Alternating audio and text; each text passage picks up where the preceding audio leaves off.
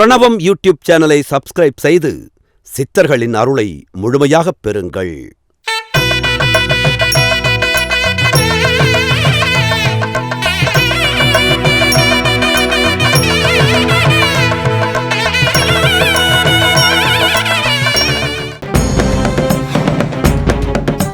உருவ வழிபாட்டில் வாசி தத்துவம்.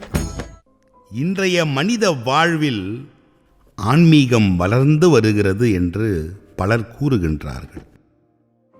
உண்மை என்னவெனில், மக்களிடம் அளவிற்கு மீறிய பேராசைகளும் எதிர்பார்ப்புகளும் அதிகரித்து சடங்கு சம்பிரதாயங்களுக்கு அடிமையாகி எதை செய்தாலும் வாழ்க்கை பயத்துடன் பதட்டத்துடன் நடப்பதால் கோயிலுக்கு சென்று உருவ வழிபாடு செய்கின்றார்கள். இதை வைத்து ஆன்மீகம் வளர்ந்து விட்டது என்று கூறுவது முட்டாள்தனம் என்பதுதான் பேரறிவாளர்களின் வாதம்.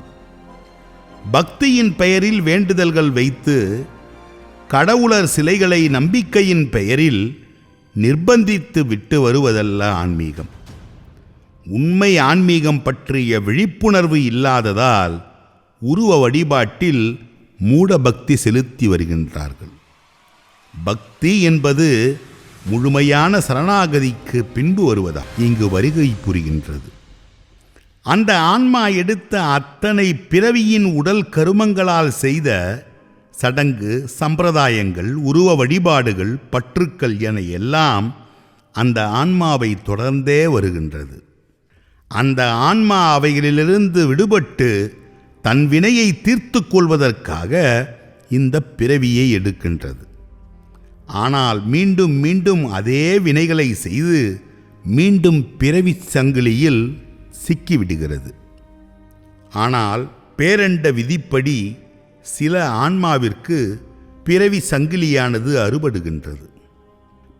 பிறவியாக செய்த கணக்கு வழக்குகளை தீர்த்து விடுகிறது இந்த பேரண்டம். அந்த நிலைக்கு செல்லும் அந்த ஆன்மாவிற்கு பெருந்துயரங்கள், ஏமாற்றங்கள், வழிகள் எல்லாம் நடக்கின்றது. எங்கு அலைந்தாலும் தான் நினைத்த எதுவும் நடக்காது. எது நடந்தாலும் ஏற்புத்தன்மையுடன் பொறுமையுடன் அந்த ஆன்மா அனைத்தையும் அனுபவித்துத்தான் தீர்க்க வேண்டும் என்று உணர்ந்து மூடத்தனமாக இங்கு பின்பற்றிய எல்லா உருவ வழிபாட்டு சடங்கு முறைகள், சம்பிரதாயங்கள், பற்றுக்கள் என அனைத்தையும் விட்டு விலகி நிற்கும். அதனால் அந்த ஆன்மாவிற்கு தனிமையே வாழ்க்கையாக மாறும். வினை தீர்ப்பதற்காக பேரண்டம் நடத்துவது மட்டுமே நடக்கும். எல்லாம் வினை பயனாக சரியாக நடக்கின்றது என்ற ஞானம் அவர்களுக்குள் வரும்.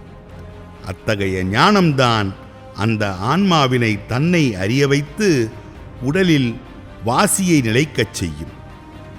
மனித உடல் உயிர் தத்துவங்கள் தெளிவாக புரியும்.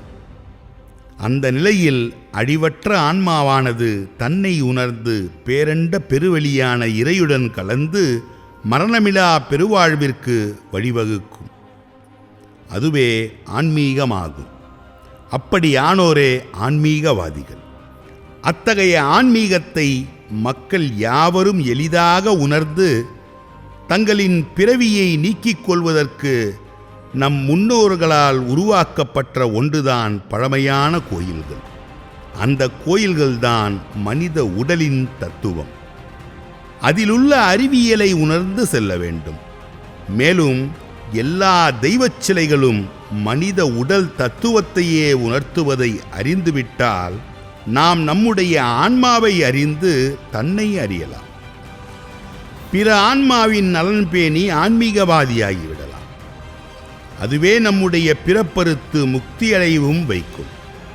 ஆக பேரண்ட விதிப்படி இங்கு என்ன நடக்க வேண்டுமோ அதுவது நடக்க வேண்டிய நேரத்திற்கு நடந்தே தீரும்.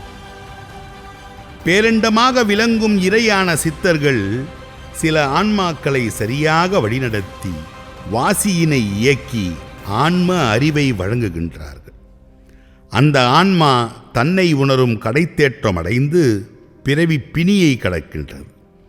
அப்படி பேரண்ட அருளால் தங்களின் ஆன்மாவை அறிந்தோரே ஆன்மீகவாதிகள். மற்ற பிறரெல்லாம் வெறும் வாதிகளே. அதாவது உருவ வழிபாடு கூட பற்றுக்களில் ஒரு வகையாகும்.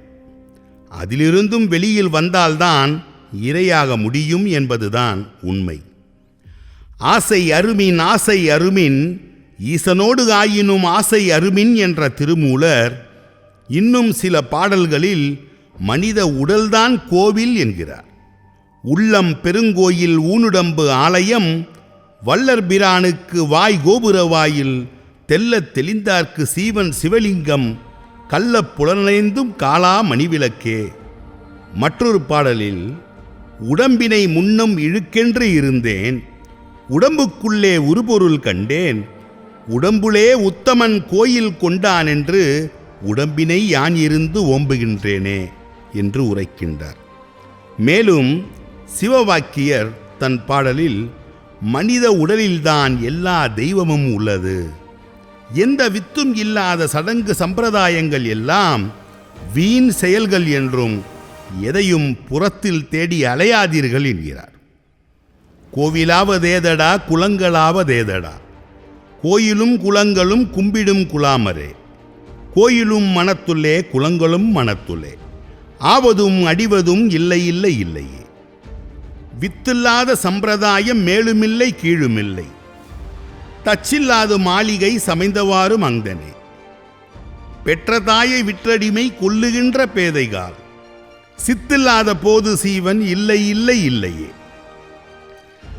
கட்டையால் செய்தேவரும் கல்லினால் செய்தேவரும் மட்டையால் செய்தேவரும் மஞ்சளால் செய்தேவரும் சட்டையால் செய்தேவரும் சாடியால் செய்தேவரும் வெட்ட வெளியேதன்றி மற்ற வேறு தெய்வம் இல்லையே.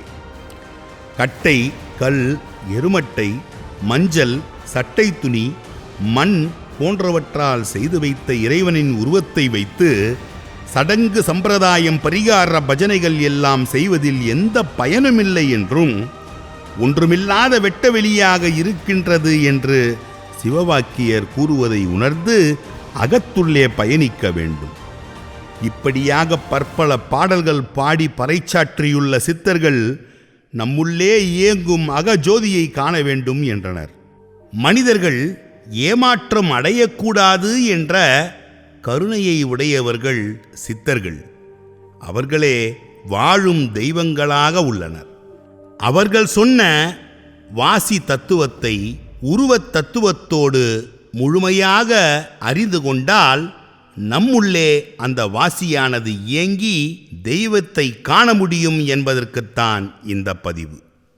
இந்த மனித இயக்கமே கால் எனும் காற்றின் சரத்தின் சுரத்தின் சுவாச காற்றின் அடிப்படையில் இயங்குவதை நாம் அறிவோம். அதாவது சரம் என்பதன் மற்றொரு பெயர் சுரம், இன்னொரு பெயர் கால். இவை யாவும் காற்றின் பெயர் சொற்கள் என்பதை நன்றாக மனதில் இருத்திக் கொள்ள வேண்டும்.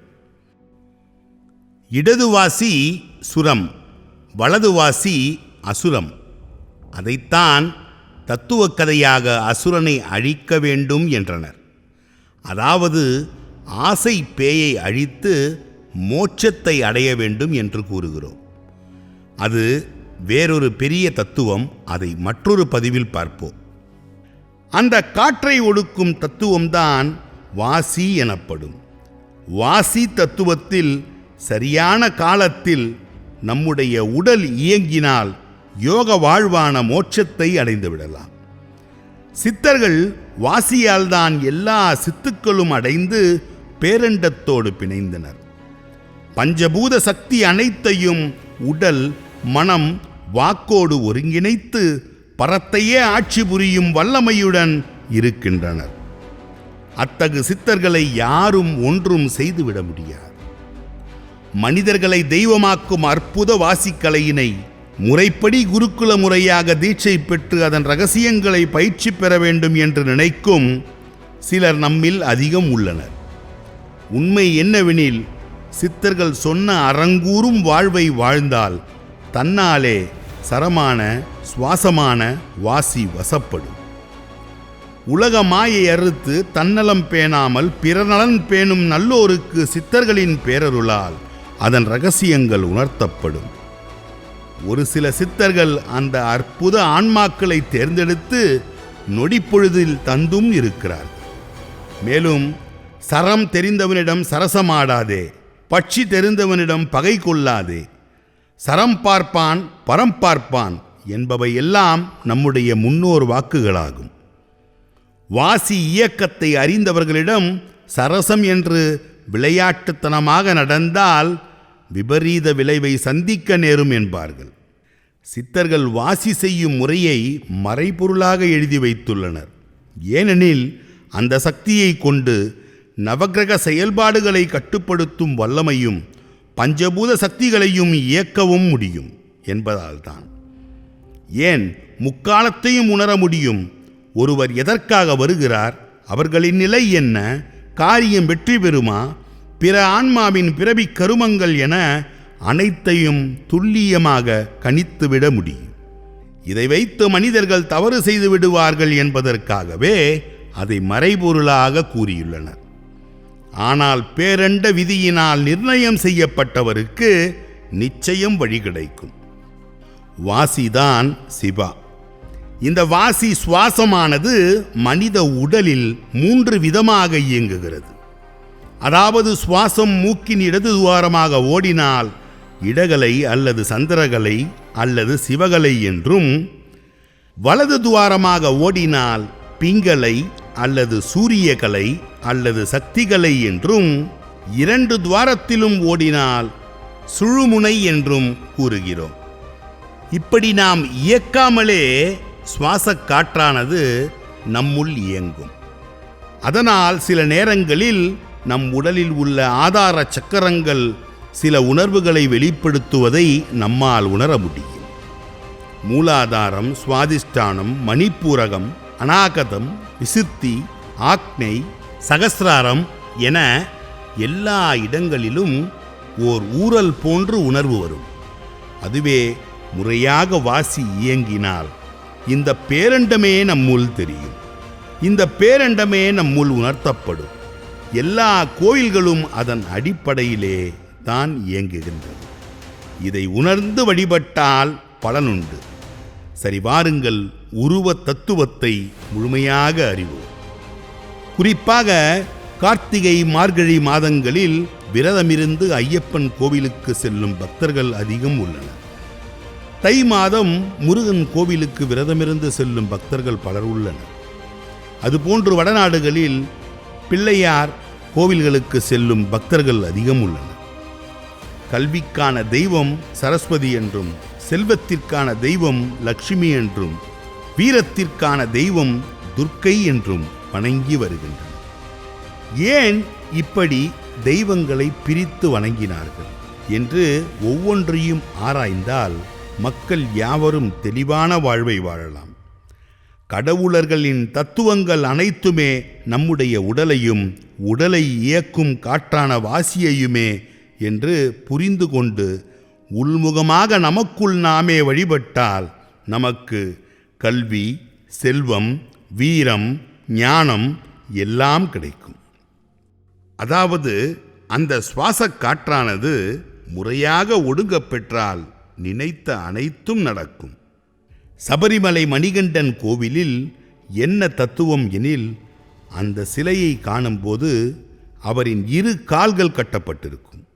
அதுதான் வாசி தத்துவம். அதன் உண்மை யாதெனில், கால்கள்தான் மூச்சு என்ற சுவாசமாகும். காலை ஏன் மூச்சோடு ஒப்பிடுகிறார்கள் எனில், கால் என்பது ஓட்டமுடையது, அதுபோல் மூச்சும் ஓட்டமுடையது.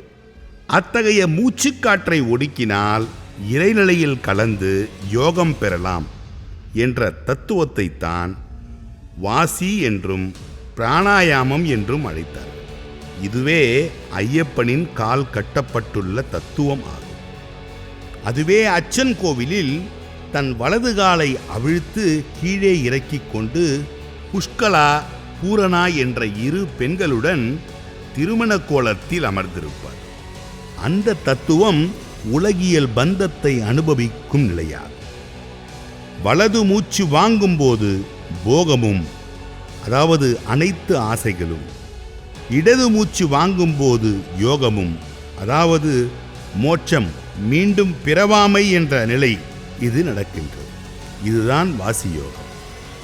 மேலும் சபரிமலை உற்சவர் அமர்ந்திருக்கும் ஆலய சுவற்றிலே தத்துவமசி என்று எழுதியிருக்கும்.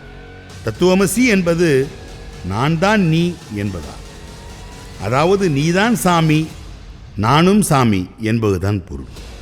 அதனால்தான் எல்லோரும் சாமி சாமி என்று அழைத்துக் கொள்கிறார்கள். இந்த கால் என்ற காற்று தத்துவத்தை ஒடுக்கி வாழ்க்கையை பின்பற்றினால் அனைவரும் சாமியாகலாம். ஆனால் அப்படி பலரும் இல்லாததால் தான் ஆன்மாவை அறியாமல் ஆன்மீகம் பெயரில் அது வேண்டுமென்று இது வேண்டுமென்று போக பக்தியில் எல்லாவற்றிற்கும் ஆசைப்பட்டே அலைகின்றனர்.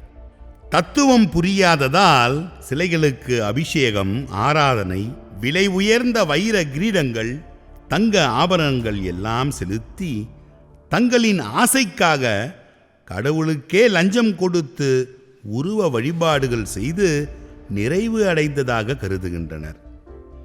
அடுத்து பிள்ளையாரை பற்றி அறிவோம்.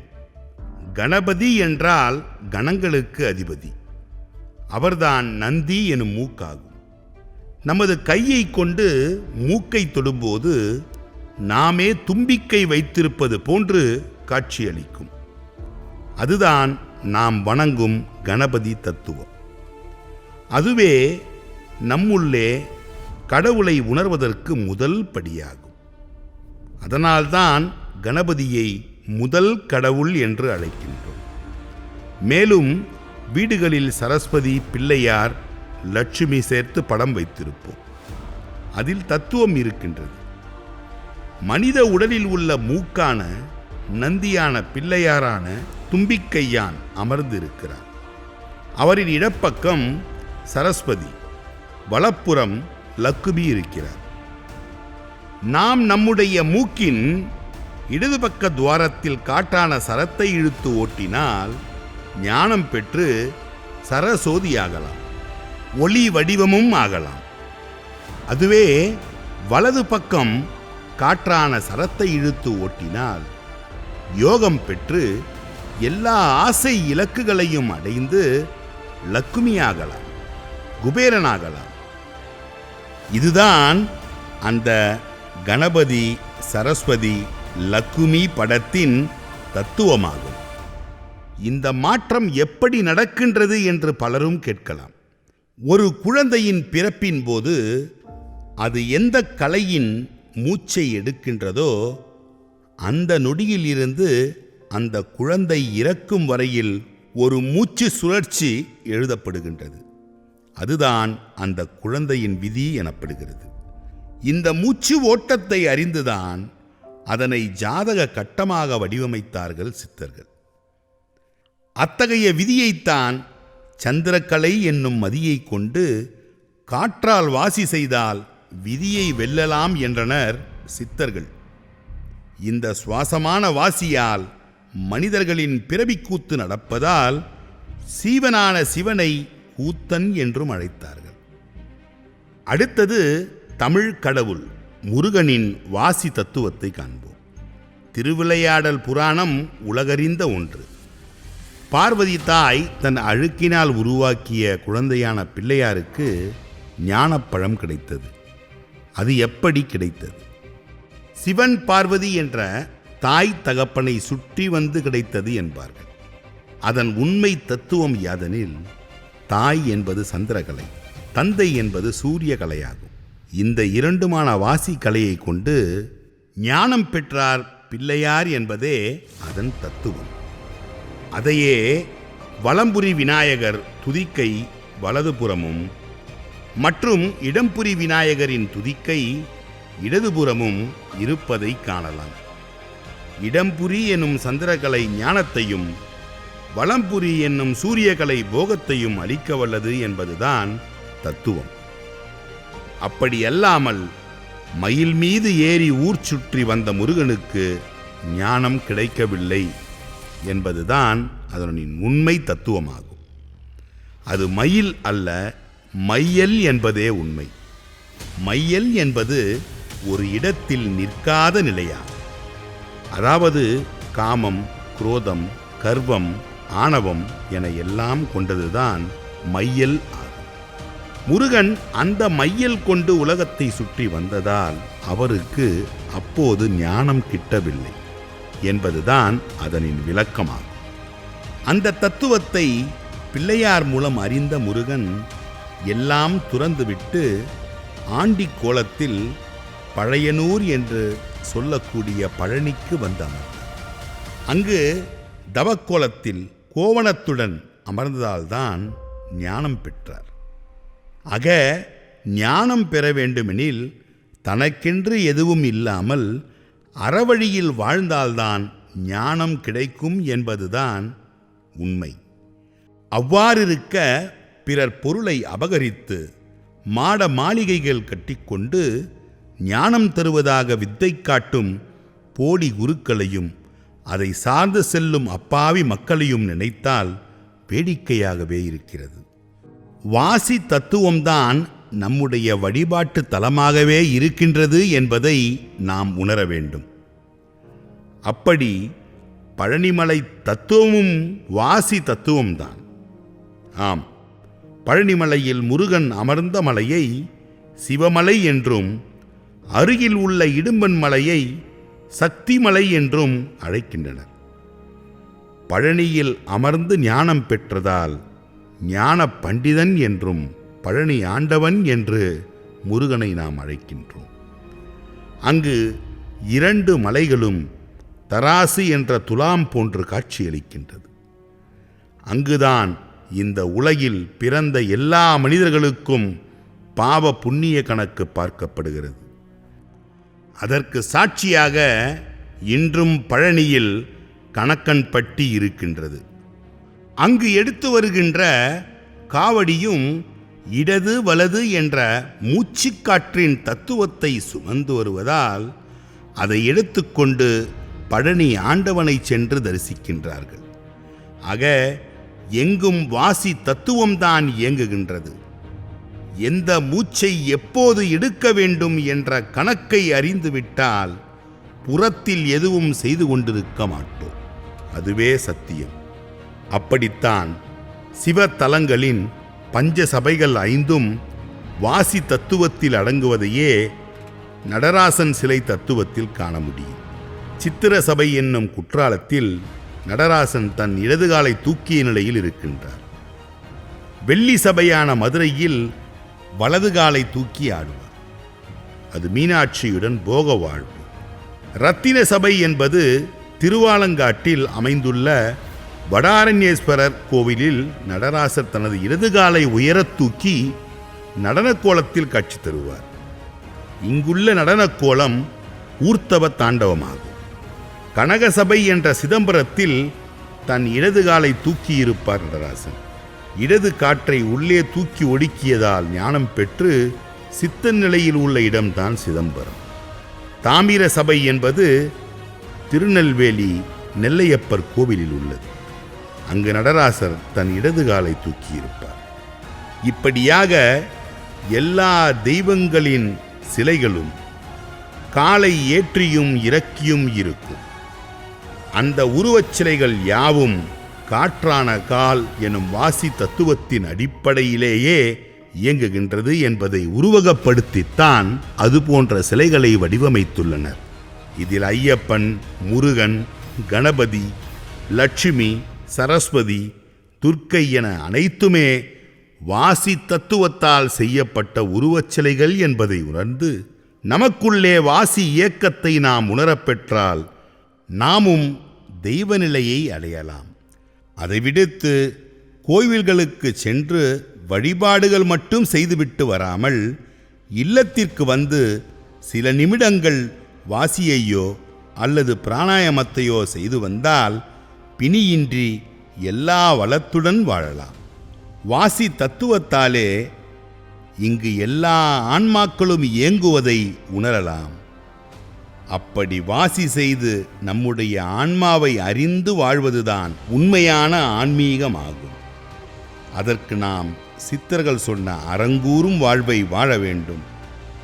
அறம்தான் மூச்சு காற்றினை ஒடுக்கி நமக்குள் எல்லாம் உணர வைத்து தன்னால் வாசியை வசப்பட வைக்கும். அப்படி யாவரும் அன்பான அறங்கூறும் வாழ்வை வாழும்போது உலகமே அமைதி பூங்காவாக மாறிவிடும். சொர்க்க வாழ்வு நிலைக்கும். வாழ்வோம், வாழ்விப்போம். பிரணவம் யூடியூப் சேனலை சப்ஸ்கிரைப் செய்து சித்தர்களின் அருளை முழுமையாகப் பெறுங்கள்.